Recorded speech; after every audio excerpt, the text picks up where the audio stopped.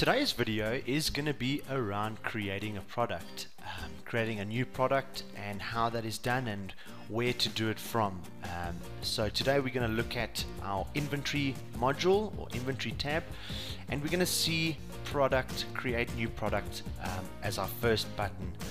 Underneath that is the product attributes as well as the product express list. This is going to have a list of all your products within your company. But we're going to go ahead and look at creating a new product.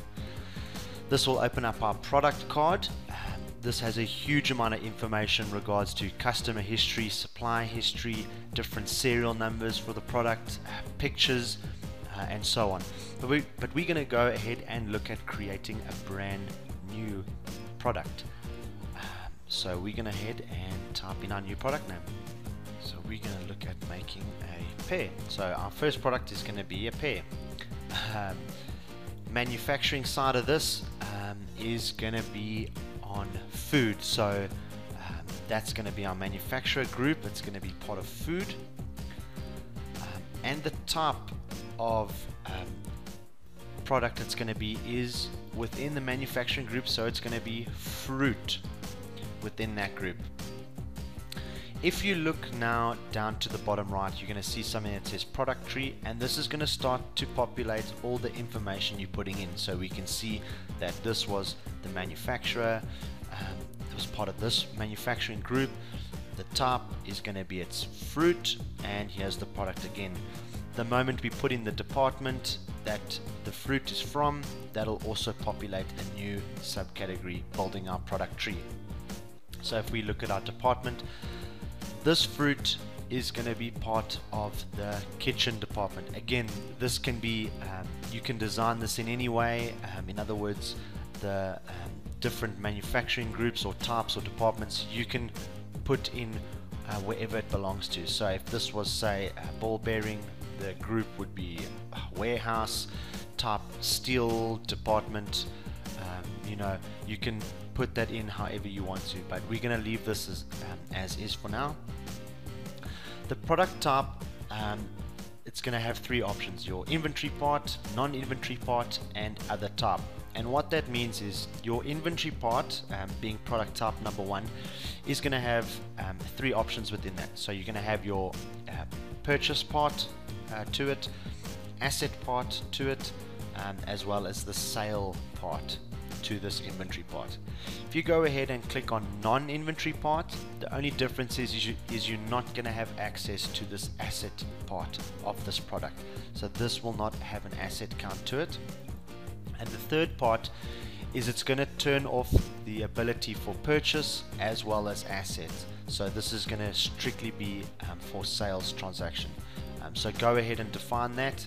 I'm going to leave mine as an inventory part. With this now, you can add a purchase description when you do a transaction, or a sale description when you do a transaction. That'll auto populate with the product name. You can go ahead and rename that and give it a description if you want to.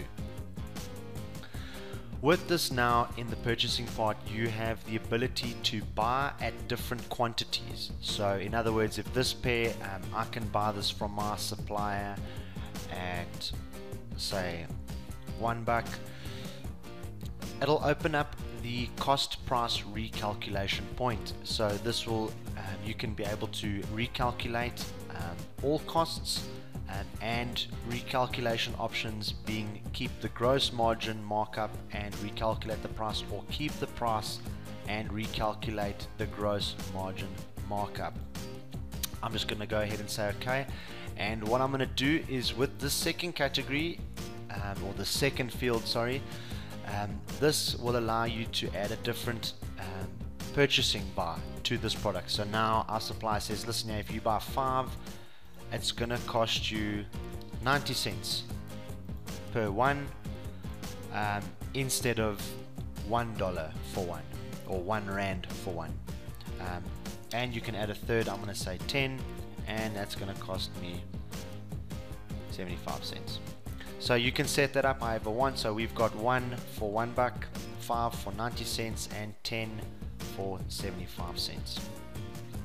We can now go ahead and look at our cost of goods account. So you can select the account. This is going to be cost of goods sold. Your preferred supplier. It's good to set up a preferred supplier in the beginning stage. This is just going to help when doing purchase orders or smart orders and so on. So go ahead, if you do have a preferred supplier, please put that in. If not, just go ahead and leave that out then. But if you do have a preferred supplier, we do recommend that you put that in. So we're going to go ahead and say Coke supplies us with our pears, and does that supplier have a code for that product? This is optional, it's not a necessity, but if you do have a supply code for this product, go ahead and put that in. And another vital thing is the tax codes, regards to the purchasing side as well as the sales side. This will help setting up as a default for when doing transactions at a later stage. So go ahead and set up your different tax codes for your purchase side as well as your sales side. We can now look at the description for a sales transaction. So now when we're selling this pair, we've defined it as when we buy one for $1, 5 for 90 cents, and 10 for 75 cents. We can now apply the same concept on the selling side. So when we sell one, it's going to cost $2. When we sell five, that number is going to come down to 160, and when we sell 10, that number is going to come down to 125, like so. As well as that, you can set this as a markup or gross margin when selling. So the cost on the sale, whether it's a markup or margin, you can go ahead and choose that, and select in your percentage there. We can go ahead and say markup, and those will up. That's what our prices will be. You also now have the ability to add default fields. In other words, do we apply special discount to this? Does it have serial number tracking? Is it discontinued, and so on? Publish on website, auto create smart order. We're gonna say auto reorder point, and I can show you what that does at a later stage. So that's pretty much our product. We've pretty much set up the basis for it. We've got our purchasing side of it, we've got our sales side of it, and we can go ahead and save that. There we go, our product has been saved. We can now view our product by going into the product express list, which I touched on earlier. So at the search bar at the top here, you can search on different fields, starting with by pushing F6 or F7, sounds like. We're going to go ahead and search on full, pushing F5, and then typing in the name of our product. That'll filter on our product that we just created, and here is those different categories that we specified. What this is going to now help us with, so manufacturing we set up as food, the type as fruit, department as kitchen. This is going to help us filter, which we touch on in another video. We can add different filters and filter on this, and just can narrow down on what we want to see. So they are filtered on kitchen as well as the product. So that's really helpful when it comes down to filtering on different products or trying to narrow down what goes where. Double click on the product, it'll take you back to that customer card where we just created that product. Once we're in our product, we can look at its different quantities. We can track it at different departments, and we can use units of measures to track this product. There is another video for units of measures, so we won't touch on that right now, but you can add different types of units of measures to this product. But what we can do now is we can track this via different departments and set reorder points for those different departments. So I know if we sell pears in this department, and as well as that we sell pears in this department. So these are the two departments where we are going to be selling this product. Now if we look at the you have a list of quantities available, so whether this product has, you know, there's in this department there's 6 pairs available, we haven't ordered any yet, but this would populate with say 6 available, however many allocated to back orders, sales order, back orders, in stock and on order. So that'll populate this information here within the quantities tab in the product card. We can now look at auto reorder points. Now there's 3 things we can look at here. So it's reorder points, preferred level and reorder amount. Okay, so the reorder point is going to be say if we have 10 pairs left, the preferred level of ordering we would say we want to order 100, and the order amount is, when creating that purchase order or smart order, we want to purchase this in amounts of 25. So again, the reorder point is going to be, if we have 10 left, the preferred level is going to be we want to order that amount, and the reorder amount is we want to order in this quantity. So those are those 3 different types. As well as this, you can define this in different ways for each different department. We're just going to keep it the same for now, and that's how you will go through and do your different auto reorder points. So what we can do now is just go ahead and save that and show you how to do that real quick.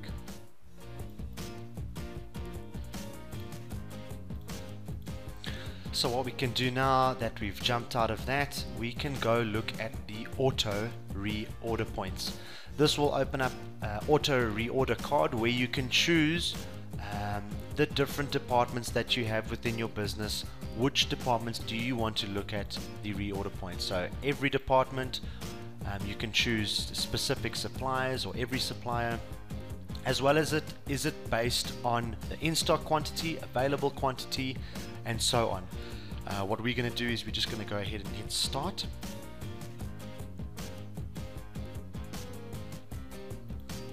This will open up all the different variations within the different departments. So what needs to be ordered, where and why.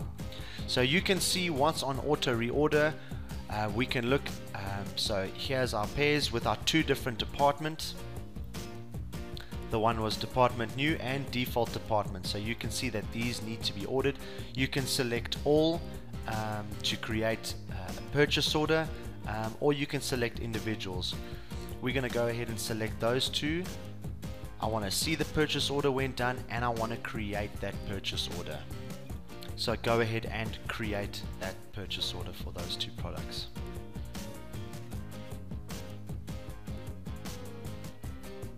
And there we go. There's our purchase order created, our 2 products, and the quantity amounts. There's that ordered, the amount, and what's on back order. If it's been received, we can receive that, but there's our purchase order done. Go ahead and hit save, and really as simple as that. If we go ahead and jump back into our product,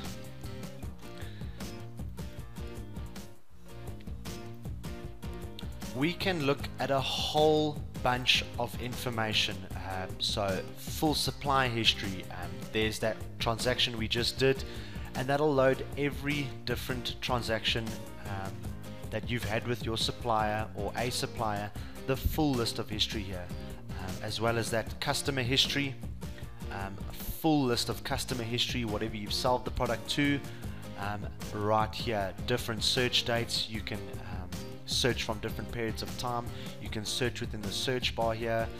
You can create your custom filters, which we touched on in a different video. As well as that, you can look at different serial numbers, so batch numbers, expiry date, different bin locations. You can view this on the fixed assets, on sales order, sold or available. You can even drop pictures in here. You can simply add pictures as well as documents if you choose. So if I want to go ahead and add a picture, just simply click add picture, and you just choose whatever folder you want to add. So there we go, picture added. You can also drag and drop into ERP. You just simply right click on the image on your desktop and drag it into True ERP, and it will load the image. You can also change the image type if you choose. You can stretch to fit the screen, and you can go through the image list if you have different types of images, but this is going to be the default image for this product. As well as that, you can look at the manufacturing section of this. There is a video on that, so please go ahead and watch that, but that is available here, and as well as its related parts. So if this product, so if this was, say, a tractor, this tractor has related parts being a chassis, or 6 ball bearings, 4 tires, etc, etc. So those will be regards to its related parts. But as I said, there is a video on that, so please go ahead and watch that. As well as that, if you go into the miscellaneous tab, this is where you can add different specifications. So specification, if it has a formula, quantities, you can add commissions, etc, etc. Huge amount of information here. The great thing is that you can add a pop-up reminder when this product is sold. So when you do an invoice for this product or whatever, you can add a pop-up reminder to say, listen here, order 10 because it's cheaper. So literally when you go and order this, let's go ahead and save that. So we go ahead into invoice and we want to sell a pair.